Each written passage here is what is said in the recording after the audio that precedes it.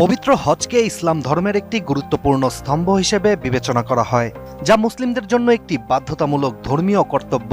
প্রতি বছরের মতো এবারও পৃথিবীর বিভিন্ন প্রান্ত থেকে একে একে হজযাত্রীরা যাত্রা শুরু করেছেন সৌদি আরবের উদ্দেশ্যে।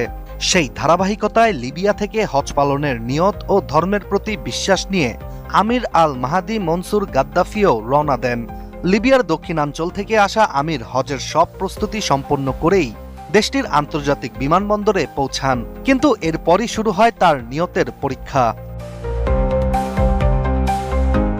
আমির বিমানবন্দরে পা রাখার পরই বুঝলেন শুধু একটি নাম মানুষকে কতটা বিপদে ফেলতে পারে। সৌদি আরবের বিমানে ওঠার আগে নামে গাদ্দাফি থাকায় আমিরকে আটকে দেয়া হয় ইমিগ্রেশনে।